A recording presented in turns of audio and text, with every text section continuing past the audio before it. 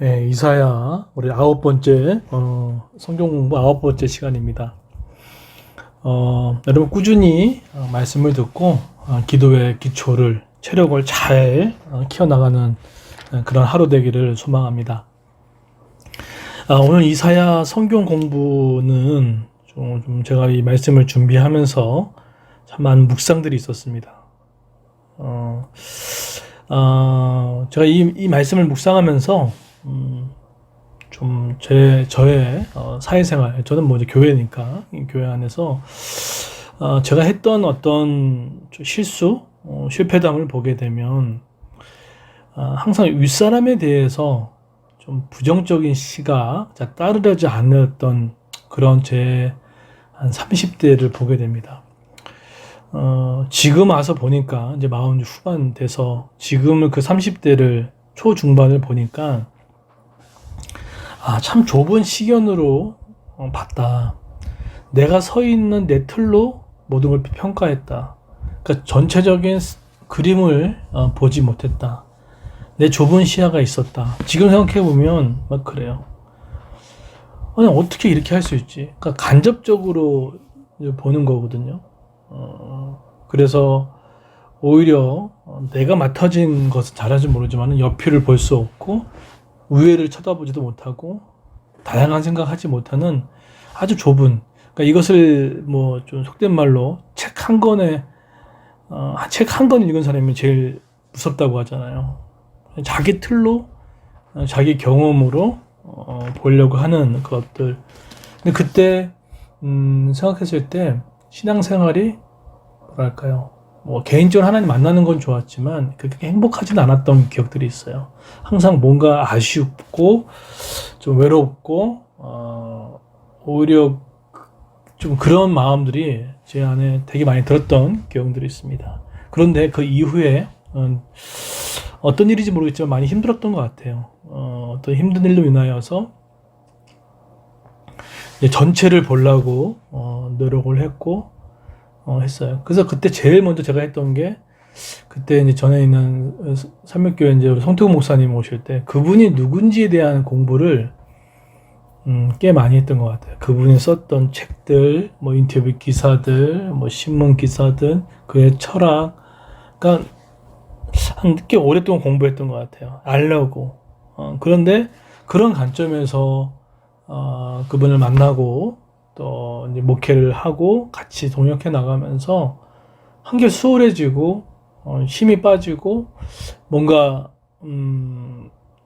제 눈의 시각이 아닌 저보다 앞선 선배의 높은 시각에서 보는 큰 눈을 경험하게 됐고, 지금 그것을 많은 혜택을 누리고 있음을 보게 됩니다. 똑같은 것 같아요. 우리가 우리의 수준으로 하나님을 자꾸 이해하려고 합니다. 하나님은 이럴 거야. 하나님은 이러실 거야. 그렇기 때문에 하나님 나한테 지가 안 주면 삐져 있고 섭섭해야 있고, 주면 행복해하고, 뭐 그 나쁘다는 건 아니지만 내 털로서 하나님을 좀 좌지우지하는 것들이 있을 수 있습니다. 그런데 우리가 하나님을 알려고 하고 하나님을 더 가까이 하고 친밀함을 경험하게 되기 위해서 중요한 게 있는데요. 한 가지는 내 생각과 내 틀과 내 경험과 내 지혜를 빨리 내려놓으셔야 됩니다. 여러분, 지금 현재 생각과 틀이 되게 좁은 거예요. 저도 마찬가지고, 제가 지금 계속하고 있는 훈련들이 바로 그런 훈련들이거든요. 내 생각, 내 지혜, 내 경험. 과거에 잘했던 게 뭐가 그렇게 소용이 있습니까? 오늘의 오늘의 일하심을 볼 수 있는 게 중요하죠. 그래서 내가 붙잡고 있는 것, 내가 붙잡고 있는 사람, 내가 붙잡고 있는 돈, 내가 붙잡고 있는 어떤 상황, 어쩌면 그것이 하나님의 크심, 풍성함을 방해하는 줄은 몰라요. 사실 거기에는 믿음이 있는 거죠. 내가 사람을 의지하고 돈을 의지하고 남한테 제대로 돈도 쓰지 못하고 시간도 내주지 못한 건 사실 그건 믿음의 문제입니다. 두렵거든요. 그래서 봤을 때 오늘 본문이 하나님이 얼마나 크심을 드러내요. 오늘 보시게 되면 그 5절에 보시면 아시리아에게 재앙이 닥친다. 내가 그를 내 진노의 몽둥이로 이용했고 내 분노를 쏟기 위한 막대기로 삼았다. 그러니까 당시 아스리가 어느 나라입니까? 사실 지금을 치면 미국 같은 나라죠. 근데 그 나라를 어떻게 합니까? 이용하시고 내 분노를 쏟기 위해 막대기로 삼으셨다라고 하고, 왜 그러냐면 6절에 보시면 내가 그를 나에게 등을 돌린 민족에게 보냈다. 또 나를 노하게 한 백성에게 보내어 치게 했다. 하면서 아스리아가 그들을 약탈하고 탈취하며 유다를 거리에 진흙같이 질밥도록 하였다. 라고 이야기를 하고 있습니다. 하나님께서 자신의 등 돌린 민족, 등 돌린 백성, 하나님 믿는 민족, 하나님 믿는 자녀들이 떠났을 때 하나님이 아수를 보내서 이렇듯 분노의 막대기로 삼으셨다는 거예요.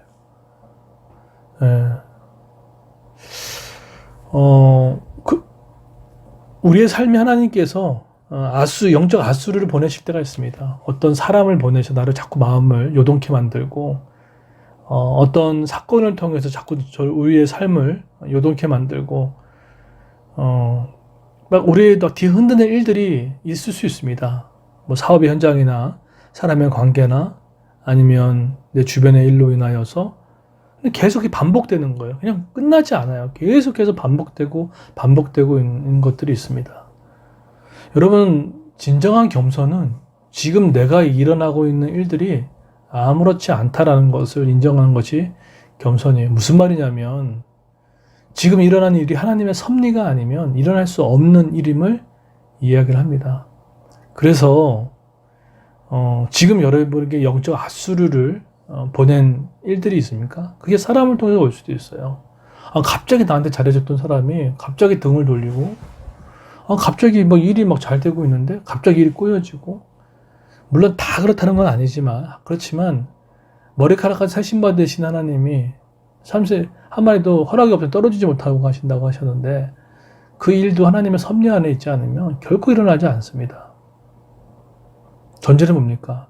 우리의 심판의 목적이 아니라 심판 뒤에 있는 회복을 위한 하나님의 영적 아수르를 보내실 때가 있다는 거예요.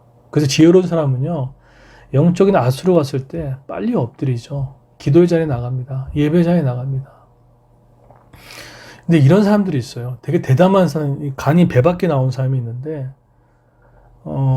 틀림없이 영적 아수르를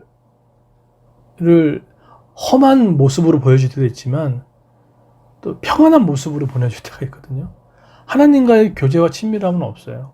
그런데 오히려 뭐 되어지는 것 같아요. 그러면 속으로 어떤 생각하게 되면 뭐 이렇게 적게 해도 괜찮네. 교제 없이도 되네. 그게 더 무서운 겁니다. 암 발견은 조기에 하는 게 발견하는 게 더 축복인 거죠. 네.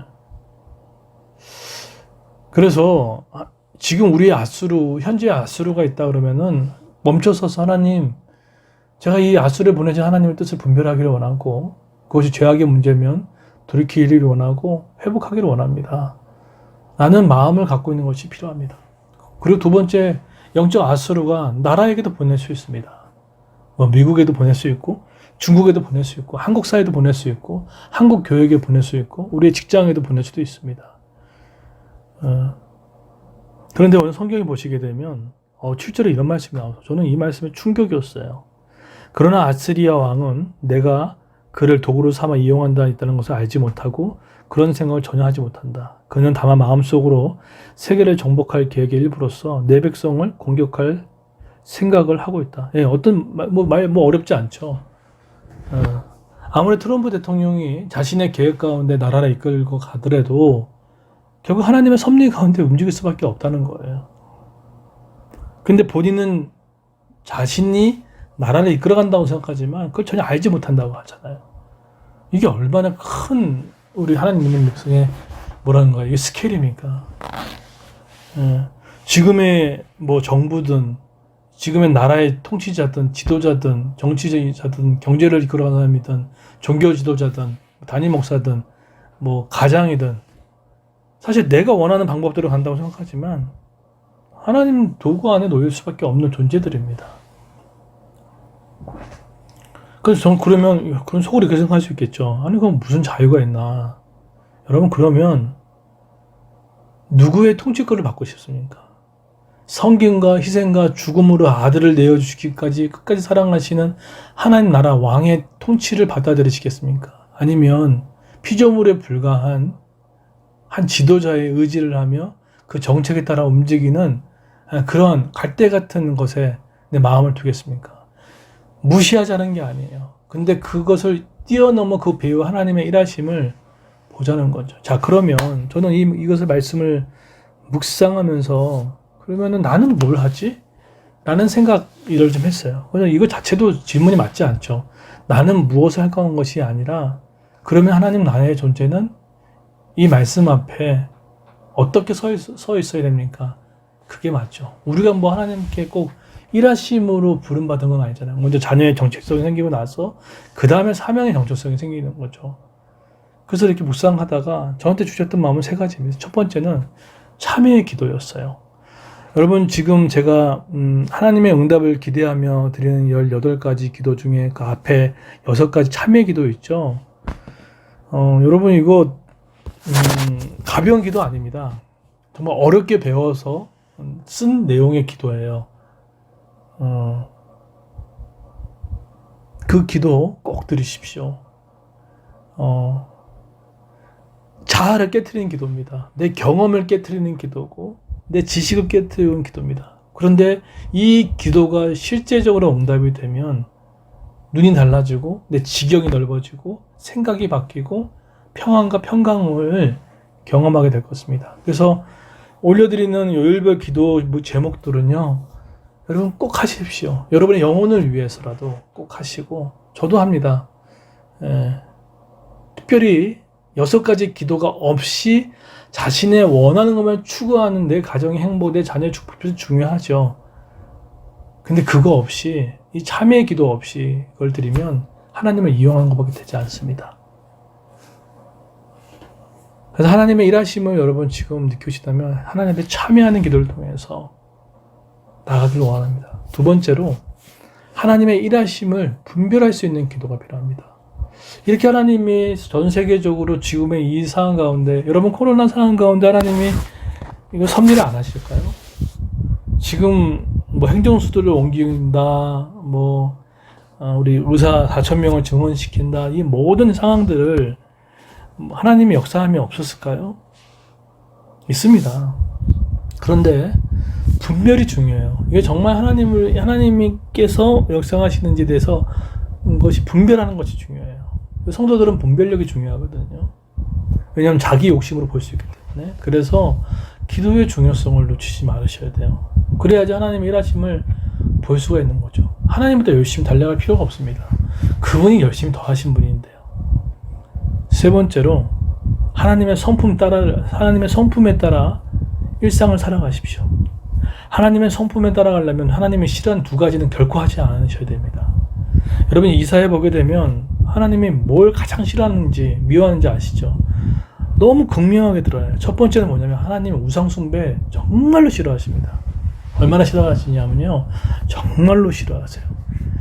하나님은요 되게 뭐랄까요, 이런 표현이 많이 모르겠지만은 이 우상 숭배 앞에서는 타협이 없으세요.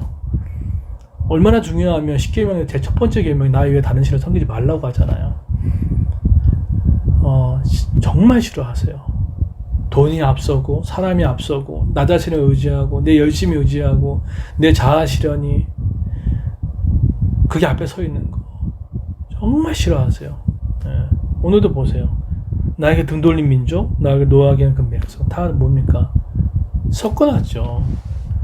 그래서 여러분 내 마음의 중심, 또 내 삶의 중심, 우리 마음의 중심에 서 있으면요 예배 중요하게 여깁니다. 어제 칼럼 썼죠. 우리 예배 시간은 주일 학교는 10시 반이고요. 주일 예배는 11시 반입니다.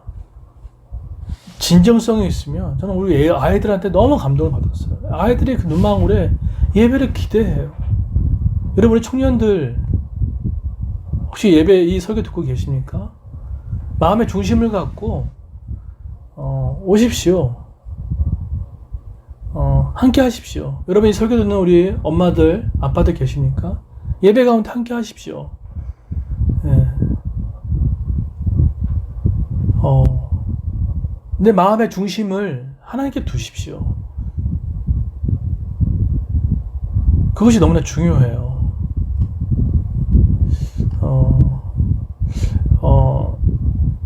싫어하는 거, 두 번째는 하나님은 약자 괴롭히는 거 정말 싫어하세요. 어제 봤던 것처럼 악한 법을 만들고 재판을 왜곡하게 만드는 거 하나님이 싫어한다고 하잖아요. 그러니까 전체적인 내용이에요. 하나님이 가난한 자, 약한 자, 사실 약자를 건드리는 것은 하나님이 대신 갚아주십니다. 거꾸로 얘기하면 우리가 사회적 약자라든지 가난한 자를 무시하고 무관심하고 돕지 않는 교회, 성도, 우리 사람이면 하나님 정말 싫어하세요. 왜냐하면 하나님의 성품이시기 때문에 그런 거죠. 그래서 여러분의 일부의 그 시간을요, 또 여러 일부의 물질을 쓰셔야 됩니다. 그리고 그들 놓고 기도도 해주셔야 됩니다. 제가 어제도 말씀드렸죠. 정치, 경제, 사회문화 놓고 기도한다고. 그 정책과 입법과 사법과 행정법이 사회적 약자에게 피해가 고스란히 가지 않게끔 기도로 도우셔 막아야 됩니다. 네. 그게 정의예요. 하나님은 약자를 향한 정의가 강렬하십니다. 그러면 저에게는 뭐 부담스럽고 손해보는 거예요. 정말 손해봤을까요? 정말 손해봤을까요? 아니요. 결코 손해보지 않습니다. 여러분, 그래서 오늘 하나님의 일하심, 여러분 혹시나 결론 맺겠습니다. 영적 아수르를 지금 내 삶에 있다 그러면 빨리 엎드리시고, 그리고 하나님의 일하심을 봤으면 좋겠어요. 그러기 위해서 참여의 기도, 하나님 일하심에 있을 수 있는 분별력의 기도의 중요성, 하나님의 성품 따라하기, 싫어하는 거 하지 마십시오. 멈추십시오. 행하십시오. 그런 은혜가 있기를 예수님으로 축원드리겠습니다.